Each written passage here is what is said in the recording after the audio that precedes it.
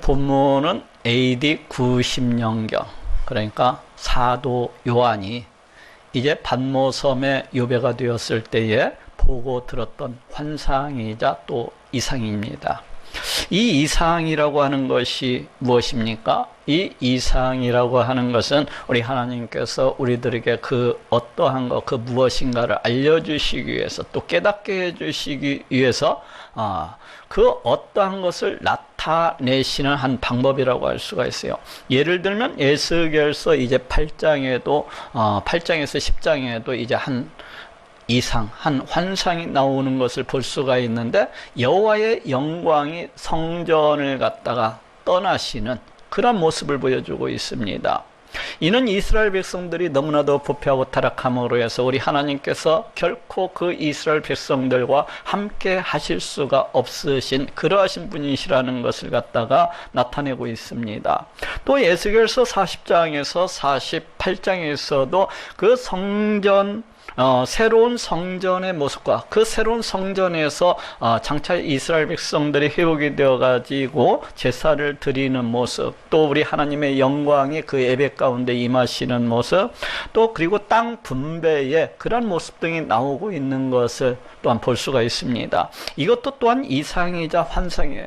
그래서 이것도 이제 메시아 시대가 되면은 다시 새로운 성전이 세워지게 되리라는 것을 우리들에게 알려주고 있고, 또 메시아 시대가 되면은 새로운 예배, 온전한 예배가 회복이 될 것을 갖다가 보여주고 있고, 또 메시아 나라가 이제 세워지리라는 것과 그 백성들이 그 메시아 나라에서 온전한 모습으로 우리 하나님께서 약속하신 그 복된 모습으로 살아가게 될 것을 보여주고 있습니다.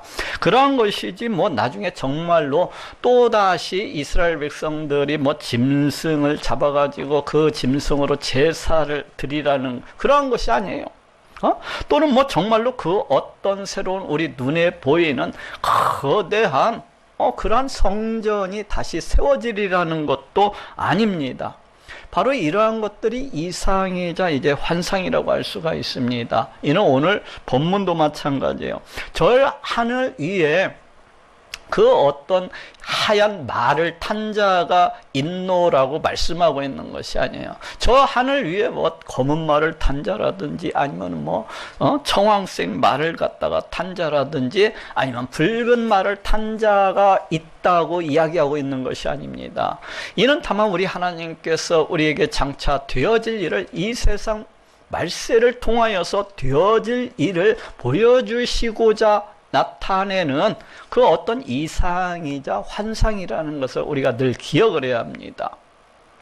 그렇다면 오늘 본문은 무엇을 말씀을 하고 있습니까? 오늘은 이에 대해서 알아보고 또 은혜를 나누고자 합니다. 먼저 오늘 본문은 복음의 권세가 반드시 승리하게 되리라는 것을 보여주고 있습니다. 오늘 본문 요한계시록 6장 1절에서 2절에 내가 봄에 어린 양이 7인 중에 하나를 떼시는 그때에 내가 들으니 내 생물 중에 하나가 우리소리같이 말하되 오라 하기로 내가 보니 흰 말이 있는데 그 탄 자가 활을 가졌고 면류관을 받고 나가서 이기고 또 이기려고 하더라 하고 말씀을 하고 있습니다. 내가 이에 보니 흰 말이 있는데 그 탄 자가 활을 가졌고 면류관을 받고 나가서 이기고 또 이기려고 하더라.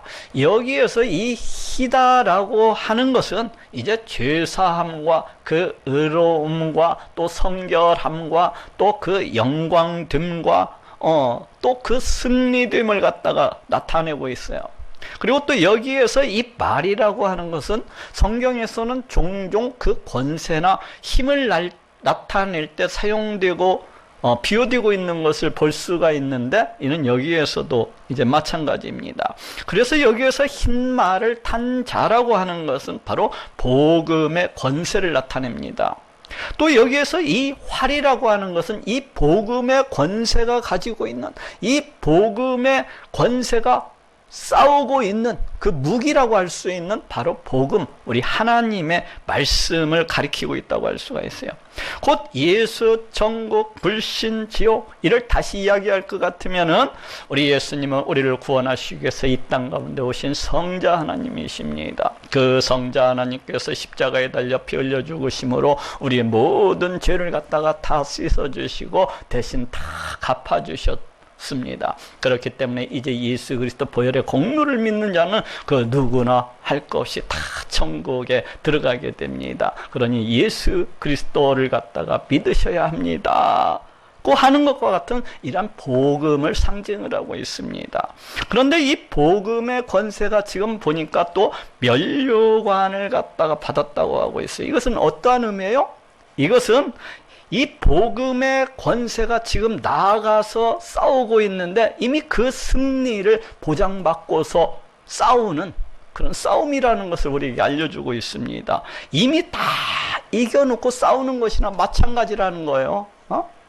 지금 이 세상 가운데 나아가서 이 복음의 권세가 싸우고 또 싸우고 있는 것을 볼 수가 있는데 이는 패배하는 것이 아니라 이미 보장된 승리, 이걸 갖다가 다 이겨놓고 싸우는 것이나 마찬가지라는 것입니다. 그래서 그 싸움의 결과에 대해서 또 이야기하고 있는 것을 볼 수가 있는데 이기고 또 이기더라 하고 이렇게 말씀을 하고 있어요. 곧 궁극적인 승리를 갖다가 보장을 하고 있습니다. 곧 이 복음의 권세는 그 어떤 상황 가운데서 이 말세지말에 나타나게 되는 그 어떤 상황, 형편, 그 어떤 방해 가운데에서도 그 어떤 사탄의 방해 가운데서도 불구하고 능히 이기고 또 이기고 또 이길 수밖에 없으리라는 것입니다. 이 예언의 말씀이 선포되어진 뒤로 어떻게 되었습니까? 이 예언의 말씀이 선포되어진 뒤로 이 복음의 권세는 지금까지도 엄청난 세력을 떨쳐왔던 것을 우리가 보게 됩니다. 물론 그동안에 사단의 그 어떤 방해가 없었던 것은 아니에요. 이 사단은 끊임없이 이 복음의 권세를 갖다가 꺾기 위해서 온갖 방해, 온갖 핍박, 온갖 회방을 갖다가 일삼아왔어요.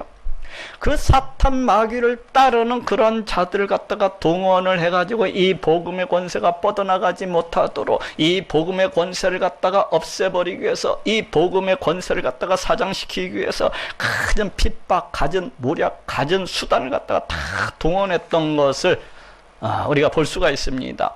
저 초대 교회 시대 때에도 저 로마 제국을 앞장세워 가지고 그 예수 그리스도 보혈의 공로를 믿는다는 이유로 잡아다가 막 죽입니다. 사자의 밥이 되기도 하고 아니면 불태워서 죽이기도 하고 또 아니면 십자가 처형을 갖다가 행하기도 하고 아니면 사지를 갖다가 넷필로 해갖고 발과 다리와 묶어가지고 그냥 찢어서 죽이기도 하고 또 8세기 때에는 저 이슬람교의 그 정복 전쟁을 통해서 그 이슬람교를 받아들이지 아니한다는 이유로 그 기독교 복음을 갖다 포기하지 아니한다는 이유로 이 이슬람 세력들이 수많은 기독교인들을 갖다가 잡아 죽였습니다. 그럴 뿐만 아니라 또 기독교 서적은 보이는 족족 다 불태워버리기도 하고 또 중세 때는 그 부패하고 타락한 교황 그 사제들을 통하여서 하나님의 말씀인 이 진리를 갖다가 비틀고 회방하고 왜곡하기도 하고 또 이 하나님의 말씀의 진리를 갖다가 우리 하나님의 말씀을 자신들의 그 욕망과 욕심대로 곡해를 하면서 성도들을 갖다가 미혹을 하고 그렇지 않습니까? 죄를 사해 준다는 면목으로 그 면죄부라는 것을 만들어가지고 그걸 갖다 파는 거야. 돈 주면은 너 죄가 없어 하면서 그 증서를 갖다가 다 파는 겁니다. 또 그런가 하면은 그 교황과 이 사제의 지위를 갖다가 어떻게 합니까? 서로 돈을 받고 매매를 합니다. 마치 물건을 사고 팔듯이 교황 자리 놓고서도 서로 이렇게 주고받고 또 사제의 자리도 교황이 돈을 받고서 팔아먹습니다. 그래서 이러한 것들을 보면서 이제 많은 깨어있는 사람들이 막 항의를 하고 그러면은 마녀 재판으로 저 마귀에 걸렸다고 해갖고 마녀 재판으로 몰아세워가지고 불태워서 죽이기도 하고 잡아 죽이기도 하고 이렇게 온갖 우리 예수님의 이름으로 해서 이 교회가 교회 안에서 그냥 온갖 못된 짓을 갖다가 일삼았던 것을 볼 수가 있어요. 그게 누구예요? 마귀 짓이지 뭐 누구지? 응? 그래서 나온 것이 이제 성경으로 돌아가자는 것이었고 그 외침이 이제 종교 개혁으로 이렇게 이어졌던 것을 우리가 보게 됩니다. 어쨌거나 이렇듯 사단은 그 따르는 세력들을 동원을 해가지고 그 복음의 세력, 이 복음의 권세를 갖다 아예 없애버리고자 그렇게 심히 열심으로 노력해왔던 것을 볼 수가 있어요. 그렇지만 그때마다 이 복음의 권세는 조금도 후퇴하지 아니하고 조금도 물러서지 아니하고 그들의 회방과 그들의 핍박과 그들의 방해가 있을 때마다 이기고 또 이겨왔던 것을 볼 수가 있어요. 마치 오늘 본문에 나오는 것처럼 마치 이미 승리의 면류관을 갖다가 그 머리에 쓰고 나가서 싸우는 것처럼 그 승리에 보장된 그런 싸움을 싸는 것처럼 그 언제든지 패배하지 아니하고 그 언제든지 물러서지 아니하고 이기고 또 이겨왔던 것을 우리가 확인해 볼 수가 있습니다. 지금은 어떻습니까? 지금도 이 복음의 세력은 이 복음의 권세는 조금도 이축되지 아니하고 조금도 굴하지 아니하고 엄청나게 이 세상 곳곳에서 불타오르고 있는 것을 볼 수가 있어요. 물론 지금도 사탄의 그 어떤 방해 공작이 없는 것은 아니에요. 지금도 이 사단은 어떻게 해서든지 이 교회를 무너뜨리기 위해서 이 복음의 권세를 갖다가 무너뜨리기 위해서 가진 노력을 하고 있는 것을 지금도 볼 수가 있어요. 수많은 이단들을 갖다가 지어내고 만들어내가지고 수많은 그 이단 사상들을 갖다가 지어내고 만들어가지고 이 교회를 갖다가 어지럽히고 또 복음 전파를 갖다가 회방을 하고 또 복음의 진리를 갖다가 훼손을 하면서 늘 이 복음의 권세를 갖다가 무너뜨리기 위해서 그냥 파괴하기 위해서 애쓰고 노력하는 것을 볼 수가 있습니다. 그렇지 않습니까? 저기 성락교의 그 귀신론도 있고 또 저기 만민중앙교의 그 이상한 그 헛소리도 있잖아요. 예수님은 하나님 우편에 앉았기 때문에 자기는 하나님 좌편에 앉아있다고 그렇게 선전을 하지 않습니까? 또 그런가 하면 저기 그 무슨 이단이라고 있더라고요. 그런데 제가 보니까 재밌고도 참 한심한 것은 그 교주라는 사람이 얼마나 무식하고 성경에 대해서 알지를 못하다 보니까 자기가 흰 말을 타가지고 그 사진을 크게 대문짝만하게 찍어가지고 그 탁 벽에다가 붙여놨더라고요. 흰 말을 탄 자기의 그 사진을 찍어가지고. 이게 뭐예요? 오늘 본문에 나오는 이 흰 말을 탄 자가 자기 자신이래. 이긴 자래. 이긴 자. 이 정도 되면은 그 정신세계가 조금 이상하지 않습니까? 저는 그 이단의 교주들을 볼 때마다 그 사람들의 그 머릿속에는 대체 무엇이 있는 것일까? 참으로 그 정신세계를 이해를 못하겠어요. 그럼에도 불구하고 이러한 이 이단의 교주들을 갖다가 또 무수히 쫓아가는 사람들이 있어요. 이 사람들은 참으로 이해가 되지가 않습니다. 이해가 되지를 않는 거예요. 이해가 되지 않는 거예요. 어쨌거나 이 복음의 세력은 이러한 상황 가운데서도 이러한 무수한 사단의 방해와 그 회방 가운데서도 불구하고 계속해서 지금 이 순간에도 번져나가고 있고 지금 이 순간에도 이기고 또 이기려고 하고 있는 것을 볼 수가 있어요. 그 핍박과 방해가 있으면 있을수록 그 이단의 세력이 날뛰면 날뛸수록 이 복음의 권세는 조금도 꺾여지는 것이 아니라 오히려 활활 불타올라 가지고 더 번져나가는 것을 우리가 확인해 볼 수가 있습니다. 저기 북한 땅에도 그 얼마나 핍박이 많습니까? 우리 기독교를 갖다가 그냥 잡아 죽이는 것을 볼 수가 있어요. 그럼에도 불구하고 저 이북 땅에도 무수한 지하교회들이 넘쳐나고 있고 지금도 성도들이 생명을 걷고 목숨을 걸고서 그 신앙생활을 하고 있다는 거예요. 또 북한만 그런 게 아니야. 저 중국도 보면은 이 기독교에 대한 핍박이 엄청납니다. 그냥 교회만 보면 다 허물어뜨려요. 그런데 그러한 와중 속에서도 그 지하교회, 그 비밀교회들이 지금 이 순간에도 막 엄청나게 번져가고 있다는 거예요. 엄청나게 번져가고 있대. 수많은 핍박에도 불구하고 수많은 그 방해 공작에도 불구하고 이 복음의 권세는 계속해서 이기고 또 이겨나가고 있는 것입니다. 그런가 하면 저기 네팔에서도 이 복음의 세력, 복음의 권세를 갖다가 멸절시키기 위해서 2018년도에 개종 강요 금지법이라는 것을 만들어서 선포를 했어요. 그런데 어떻게 되었습니까? 그 이후로 이 복음의 세력은 오히려 더욱더 위세를 떨쳐나고 있는 것을 볼 수가 있습니다. 그래서 놀랍게도 지금 보면은 저 히말라야 산 그 산맥 그 꼭대기에도 교회들이 그냥 여기저기 서 있더라고요. 그리고 그 골짜기 마을들에도 수많은 십자가를 걸고 있는 교회들을 볼 수가 있어요. 그냥 히말라야 산맥 올라가다 보면 찬양 소리가 여기저기서 들려나고 골짜기 가운데서도 여기저기 그 찬양 소리가 넘쳐나고 있고 또 시내로 들어오면 시내에서도 막 복음의 물결이 막 휩쓸고 다니는 것을 갖다가 볼 수가 있습니다. 이렇듯 이 복음의 세력은 오늘 본문에 나오고 있는 것처럼 마치 면류관을 그 머리에 쓰고서 나가서 싸우고 있는 것처럼 지금 이 순간에도 이기고 또 이겨 나가고 있는 것을 우리가 보게 됩니다. 두 번째로 오늘 본문은 과연 하나님의 심판은 어느 때에 임하게 되는가에 대해서 말씀을 하고 있어요. 오늘 본문 요한계시록 6장 9절에서 10절에 다섯째 인을 떼실 때에 내가 보니 하나님의 말씀과 저희의 가진 증거를 인하여 죽임을 당한 영혼들이 제단 아래에 있어 큰 소리로 불러가로되 거룩하고 참되신 제 주제여 땅에 거하는 자들을 심판하여 우리 피를 신원하여 주지 아니하시기를 어느 때까지 하시려나이까 하니 하고 말씀하고 있어요.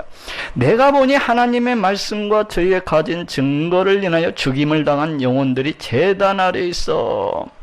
지금 여기를 보니까 우리 하나님의 말씀과 그 가진 증거를 인하여서 죽임을 당한 영혼들이 나오고 있습니다. 이들이 누구예요?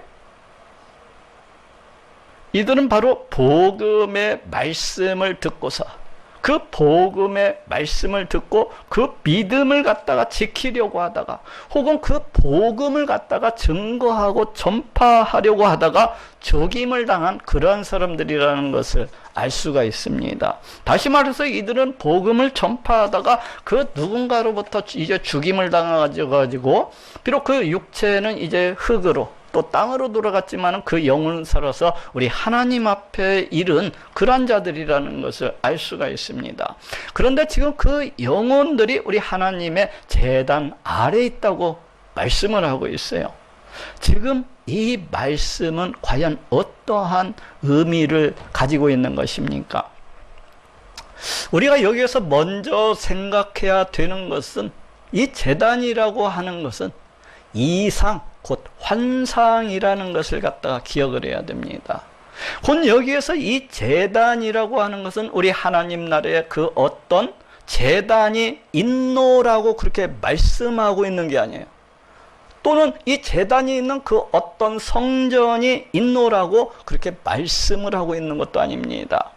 그렇지 않냐고 이 성경 전체를 살펴보았을 때에 저 하나님 나라에는 그 어떠한 성전도 없고 그 어떠한 제단도 없다고 보는 것이 정설이에요. 우리가 천국에 들어갔는데 하나님께서 우리 하나님의 백성을 성전 삼으시고 우리와 늘 함께하고 계시는데 무슨 성전이 따로 필요하겠습니까? 무슨 제단이 따로 필요하겠어요? 그럼 여기에서 그 영혼들이 이제 제단 아래에 있다고 하는 것은 과연 그럼 어떠한 의미를 가지고 있는 것입니까? 이 환상이 과연 어떠한 의미를 가지고 있는가요? 여기에서 그 영혼들이 이제 그 하나님의 제단 아래에 있다고 하는 것은 이제 이들이 이 땅에서 행했던 이 천국에 이른 자들의 그 희생과 헌신과 그 믿음과 더 나아가서는 이들이 당한 그 어떤 핍박에도 불구하고 결코 굽히지 아니하는 그렇게 됨으로 해서 순교한 이들이 죽기까지 우리 하나님을 예배하고 이들이 죽기까지 우리 하나님을 갖다가 찬양을 하면서 그 지켜낸 그 믿음이라고 하는 것은 우리 하나님께서 매우 크게 기뻐 받으실 만한 그런 예물이라는 것을 나타내고 있습니다. 그 어떤 핍박에도 불구하고 그 어떠한 방해 공작에도 불구하고 우리 하나님을 예비하기 위해서, 우리 하나님만을 찬양하고 높이기 위해서 오직 그 믿음을 지켜낸 자들, 순교하기까지 그 믿음을 지켜낸 자들, 그러한 자들의 그 영혼이 너무나도 귀한 우리 하나님 앞에 드려진 예물이라는 것을 나타내고 있어요. 그렇습니다. 우리 하나님께서는 우리가 그 어떤 핍박에도 불구하고 또 그 어떤 방해 공작에도 불구하고 그 생명이 다하기까지, 그 죽기까지 그 믿음을 갖다가 지켜내고 또 지켜내는 자들을 기뻐하시고 또 기뻐하시는 그러하신 분이십니다. 큰 소리로 불러 가로되 거룩하고 참되신 대주제여, 땅에 거하는 자들을 심판하여 우리 피를 신원하여 주지 아니하시기를 어느 때까지 하시려나이까. 그런데 이들이 지금 큰 목소리로 우리 하나님께 탄원을 드리고 있어요.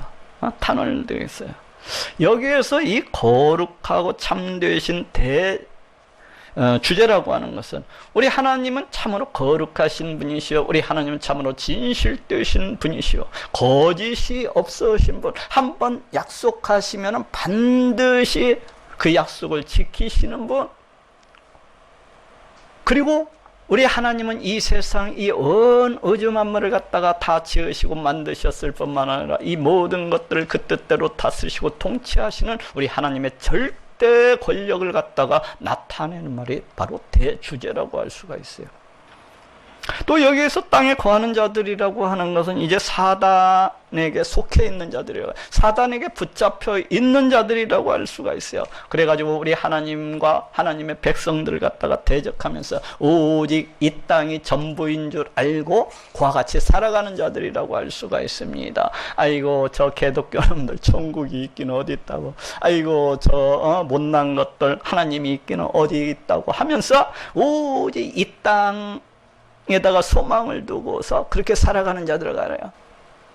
달리 생각하면 오직 이 땅만 있는 줄 알고 오직 이 땅에다가 자기 코를 박고서 그와 같이 살아가는 그런 어리석고 또 어리석은 그런 자들을 가리키고 있다고 할 수가 있습니다. 그래서 이 말씀을 얼핏 보면은 이 천국에 올라간 이 하나님의 백성들을 갖다가 해하고 죽인 그 원수들에서 우리 하나님께서 하루빨리 그 원수들을 갖다가 심판해 주실 것을 이렇게 탄원하고 있는 것으로 보여요.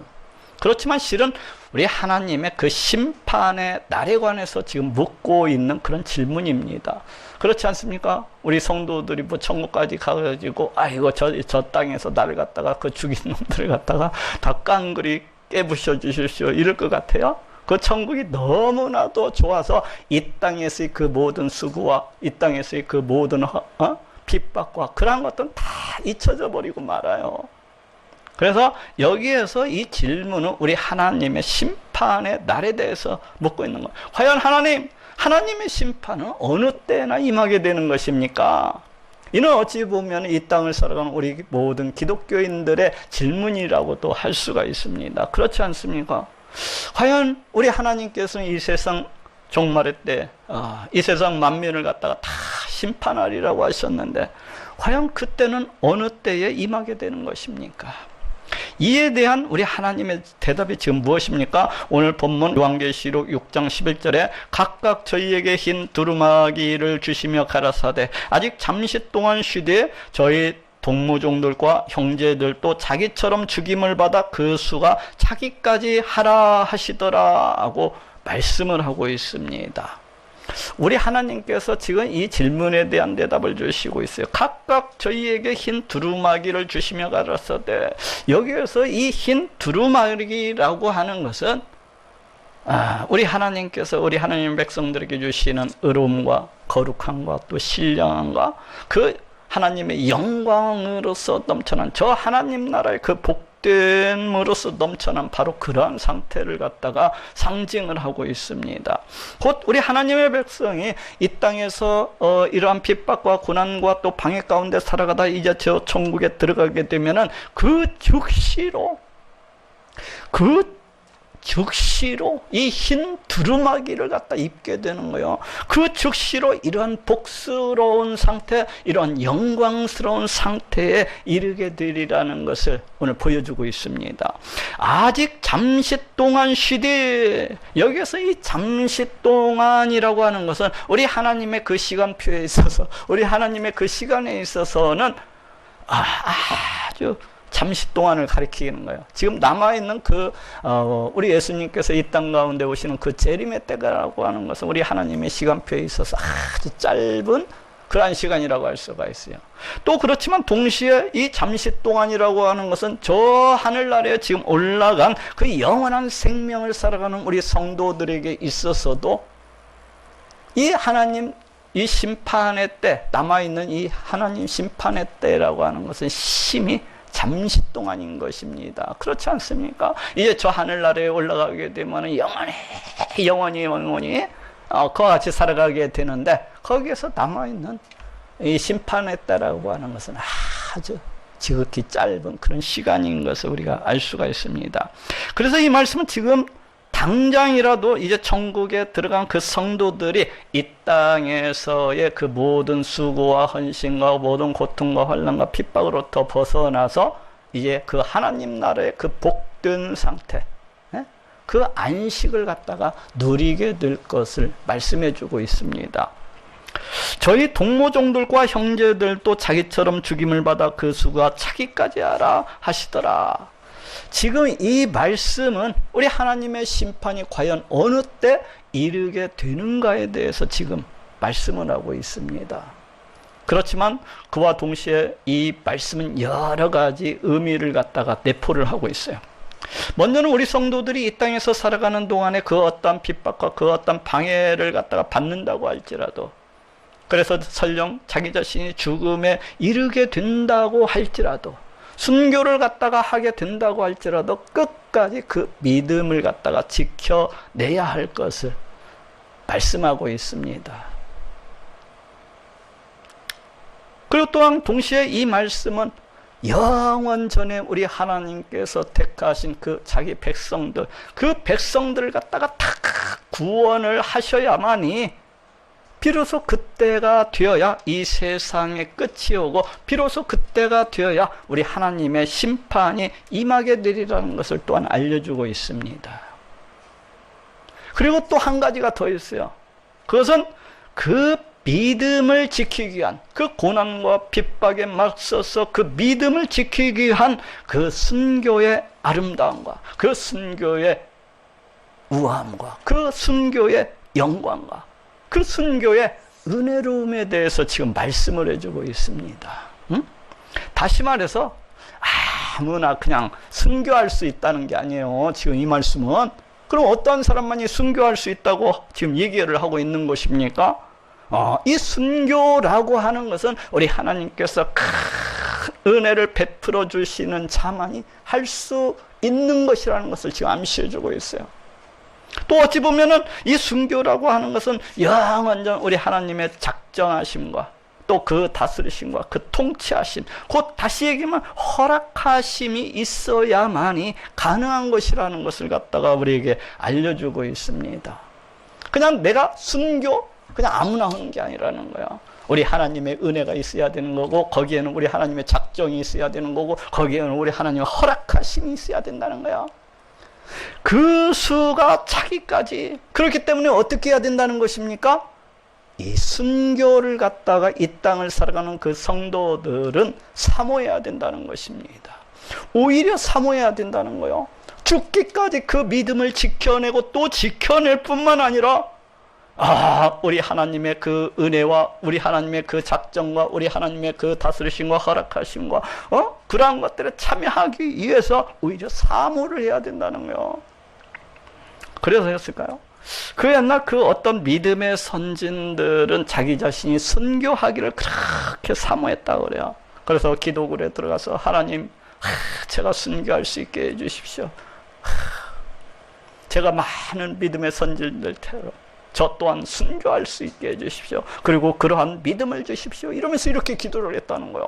그리고 그렇게 기도만 한 것이 아니라 늘 돌아다니면서 그 누군가 나를 갖다가 안 죽여주나 이러면서 자기 자신이 그 기독교인이라는 것을 오히려 적극적으로 드러내고 나타내면서 그렇게 다녔다는 거예요. 그리고 그 복음 전파를 갖다가 전하는 데 있어서 조금도 꺼려하지 아니하고 주저하지 아니하고 그와 같이 복음을 전하였다고 그렇게 전해지고 있습니다. 마지막으로 오늘 보면은 이 세상 마지막 때에 있을 우리 하나님의 심판과 전 우주적인 대격변에 대해서 말씀을 하고 있습니다. 오늘 보면 요한계시록 6장 12절에서 14절에 내가 보니 여섯째 인을 떼실 때 큰 지진이 나며 해가 총담같이 검어지고 온 달이 피같이 되며 하늘의 별들이 무화과나무가 태풍이 흔들려 선과 실이 떨어지는 것 같이 땅에 떨어지며 하늘은 종이축이 말리는 것 같이 떠나가고 각 산과 섬이 제자리에서 옮기우매 하고 말씀을 하고 있습니다.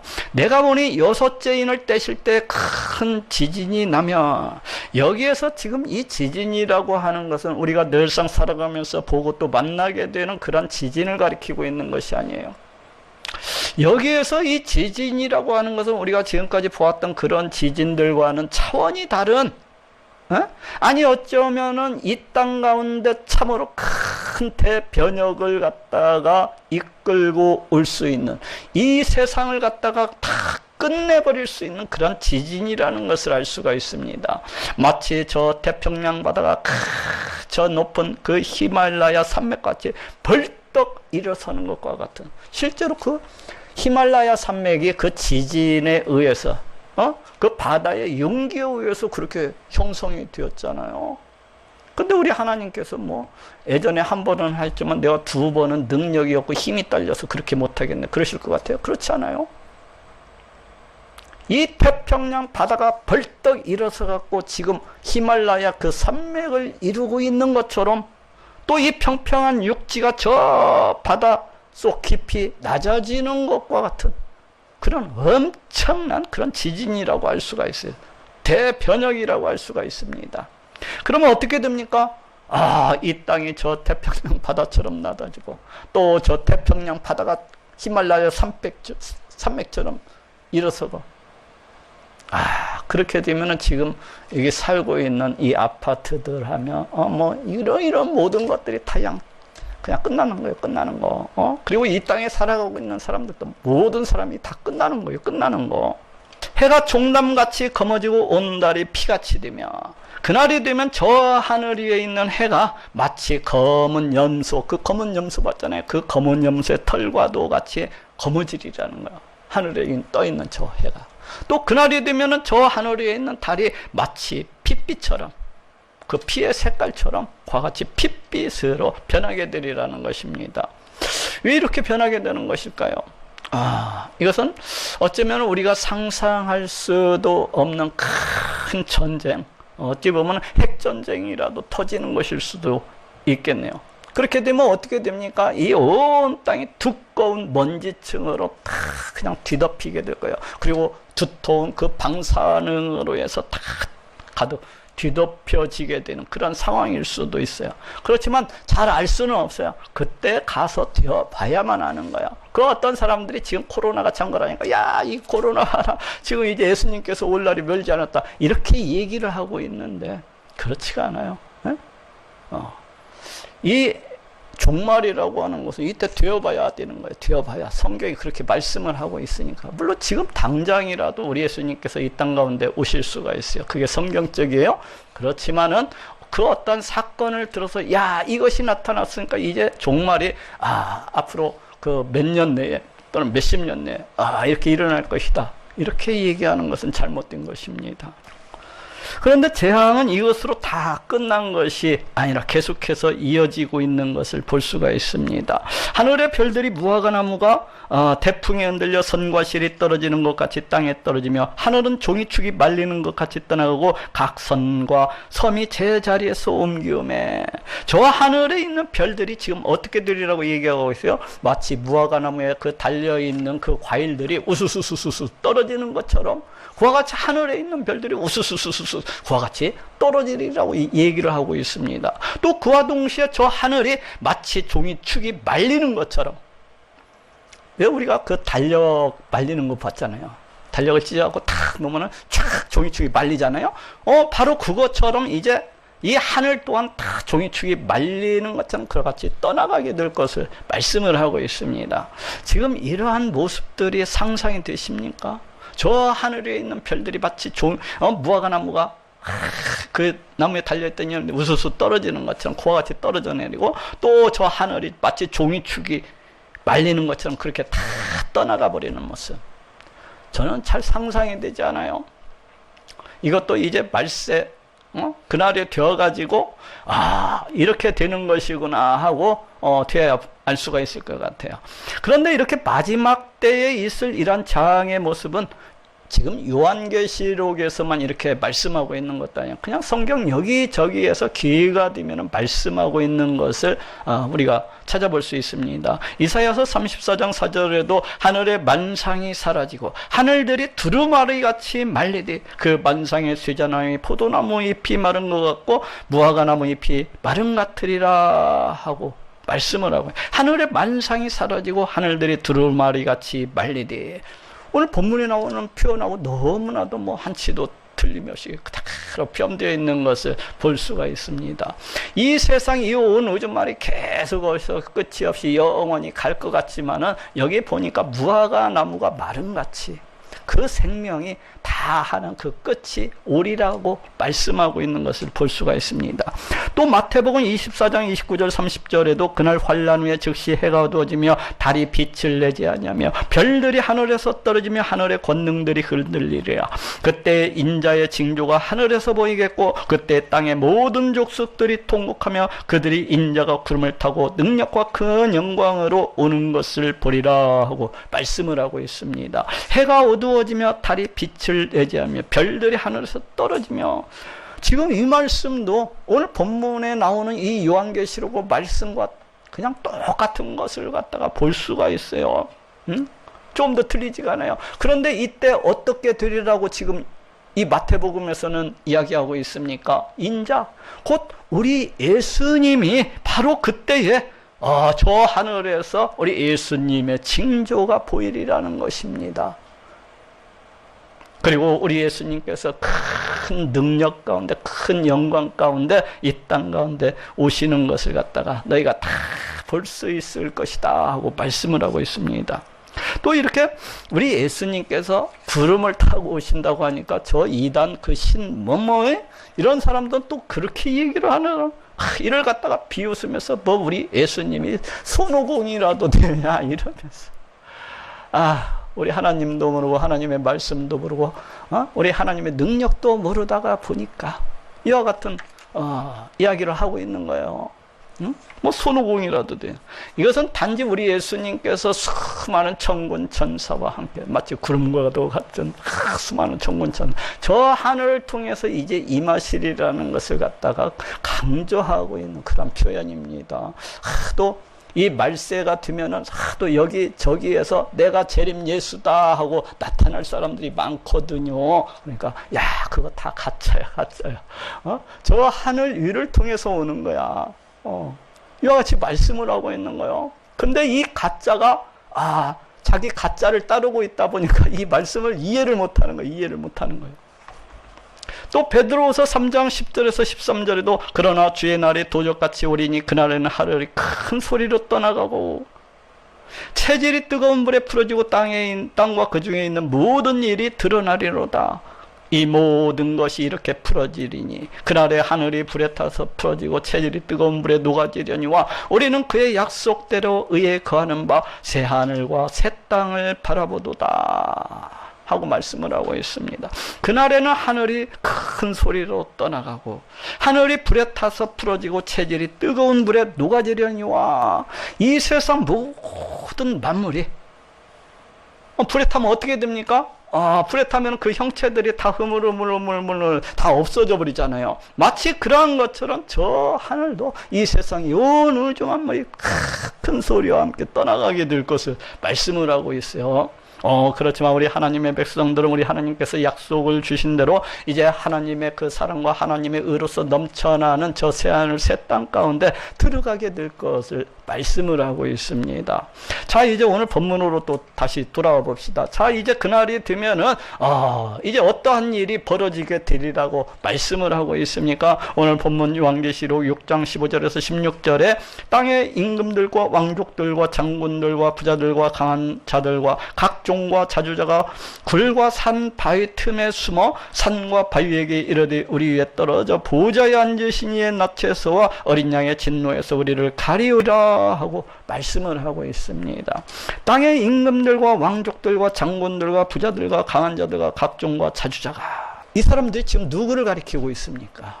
지금 이 사람들은 이 땅을 살아가고 있는 모든 사람들을 갖다가 다 가리키고 있다고 할 수가 있어요. 곧 예수 그리스도 보혈의 공로를 믿지 아니하고 우리 하나님이 계시다는 것을 갖다가 믿지 아니하고 우리 하나님을 대적하고 우리 하나님을 무시하고 우리 하나님을 멸시하면서 그와 같이 살아가고 있는 이 땅의 모든 인생들을 갖다가 다 총괄을 하고 있습니다. 오늘 본문에 말씀하고 있는 것처럼 여기에는 왕들도 있을 것이고 여기에는 권세자들도 있을 것이고 장군들도 있고 또 돈이 많은 사람들도 있을 거예요. 또 여기에는 아주 이 땅에서 빌어먹는 아주 가난한 자들도 있을 것이고 아주 헐벗은 자들도 있을 것이고 또 온전하지 못한 그런 사람들도 갖다 많이 있을 거예요. 곧 여기에 나오는 이 사람들이라고는 예수 그리스도 보혈의 공로를 믿지 아니하는 그런 모든 사람들을 갖다가 다 가리키고 있다는 것을 알 수가 있어요. 그런데 이와 같은 사람들이 지금 어떻게 되리라고 말씀을 하고 있는 것입니까? 우리 하나님의 그 진노의 심판을 결코 피할 수가 없을 것이라고 얘기를 하고 있어요. 그것은 나이가 먹은 사람이나 나이가 적게 먹은 사람이나 그건 많이 배운 사람이나 많이 못 배운 사람이나 아니면 이 땅에서 아주 불쌍한 사람들일지라도 또 그 반대로는 아주 권력이 많고 돈이 많고 이러한 사람들일지라도 우리 하나님의 심판은 갖다가 벗어날 수가 없으리라는 거야. 그 누가 됐든지 예수 그리스도 보혈의 공로를 믿지 아니하면은 우리 하나님의 그 진노의 무서운 심판을 갖다가 당하게 되리라고 지금 말씀을 하고 있습니다. 그러면서 오늘 본문은 그 모든 불신자들에게 임하는 그날에 있게 될 그 두려움과 그 공포와 그 떨림과 그 끔찍함에 대해서 다음과 같이 희화화해서 극화해서 다음과 같이 보여주고 있습니다. 굴과 산 바위 틈에 숨어 산과 바위에게 이르되 우리 위에 떨어져 보좌 위에 앉으신 이의 낯에서와 어린 양의 진노에서 우리를 가리우라. 잘 이해가 안 될 수가 있어요. 그렇지만 잘 다시 한 번 더 생각을 해보십시오.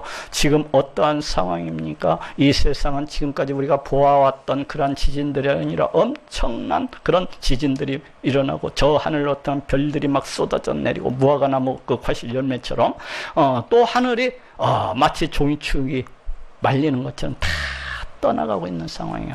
그런데 지금 이들이 굴과 산 바위에 숨는다고 이렇게 말씀을 하고 있습니다. 이런 상황이 매칭이 됩니까? 이런 상황이 결코 매칭이 되지 않는 거예요. 그때가 됐는데 무슨 숨을 굴이 있고 무슨 숨을 수 있는 바위 틈이 있겠습니까? 그렇다면 지금 이것은 갖다가 무엇을 갖다가 나타내고 있습니까? 여기에서도 여러분들이 생각해야 될 것은 이것은 하나의 이상이고 하나의 환상이라는 것을 갖다가 기억을 해야 됩니다. 하나의 비유이고 하나의 상징이라는 것을 갖다가 기억을 해야 돼요. 실제로 그러하다는 것이 아니라 이 이상은 그 마지막 그 심판의 날에 우리 하나님의 그 심판대 앞에서 그 불신자들이 바로 이와 같으리라는 것을 보여주고 있어요. 그 불신자들에게 임하는 그 두려움과 공포와 그 끔찍함에 대해서 지금 보여주고 있습니다. 이것을 갖다가 마치 희화화해서 마치 극화해서 지금 보여주고 있는 거예요. 우리 하나님의 심판대 앞에 선 그 불신자들의 그 끔찍한 두려움과 그 공포와 그 떨림에 대해서 지금 이와 같이 표현을 하고 있습니다. 우리 하나님의 심판이 그 얼마나 두렵고 무섭고 끔찍하면은 저 산과 바위에게 우리에게 떨어져서 제발 우리를 갖다가 그 하나님의 진노로부터, 그 어린 양의 진노로부터 가려달라고 호소를 하고 있겠습니까? 우리 하나님의 심판이 얼마나 무섭고 두렵고 떨리면은 그 심판을 갖다가 모면할 수 있게 가려달라고 그와 같이 호소를 하고 있겠습니까? 지금 이 그날이 되면은 그냥 쥐구멍이라도 있으면은 그냥 그 쥐구멍에 기어 들어가고 싶은 마음이 여기에 있는 것입니다. 오늘 보면 요한계시록 6장 17절에도 그들의 진노에 큰 날이 이르렀으니 누가 능히 서리요 하고 말씀을 하고 있습니다. 그들의 진노에 큰 날이 이르렀으니 누가 능히 서리요. 이 불신자들이 우리 하나님의 심판대 앞에서 아이고 그 두려움과 그 떨림 속에서, 그 끔찍한 그 공포감 속에서, 내가 저 땅에 살아갈 때에, 내가 이 땅에 살아갈 때에 아 예수 그리스도 보혈의 공로를 갖다가 믿었어야만 했는데 하면서 부들부들 떨고 그 공포와 그 끔찍함 속에서 부들부들 떨고 기절할 사람도 많다는 걸 보여주고 있어요. 다시 한 번 더 누가 이와 같이 되리라는 거야? 예수 그리스도 보혈의 공로를 믿지 않냐는 그 모든 자들은 다 이와 같은 운명에 처하게 되리라는 것입니다. 그리고 특별히 저기 저 이단, 신봉과 그 따라다니는 사람들 있잖아요. 이런 사람들은 모두 다 우리 하나님의 이 진노의 심판 가운데에서 그날 까부러치게 되는 거예요. 아마도 이러한 사람들은 그날 우리 하나님의 심판대 앞에서 부들부들 떨면서 그 공포감과 그 끔찍함과 그 두려움 속에서 다음과 같이 이야기할지를 몰라요. 내가 그때는 잘 몰랐어요. 그 노인에게 내가 속아가지고 그냥 그렇게 된 거예요 하면서 아마도 땅을 치며 후회하지 않을까 하고 생각을 합니다. 그렇지만 그때는 이미 다 버스가 지나간 뒤에 다 소용없는 일이에요. 자, 따라해 봅시다. 긴 말이 있는데 그 탄자가 활을 가졌고 우리가 예수 그리스도 보혈의 공로를 믿음으로 해서 저 진노의 우리 하나님의 심판으로부터 벗어나서 저 하늘, 저 영원한 천국에 들어갈 수 있다고 하는 것은 우리에게 있어서 엄청난 축복이고 또 축복입니다. 그러니 예수 그리스도 보혈의 공로를 믿음으로 저 천국에 들어가시는 모든 분들이 되시기를 예수님의 이름으로 축원합니다.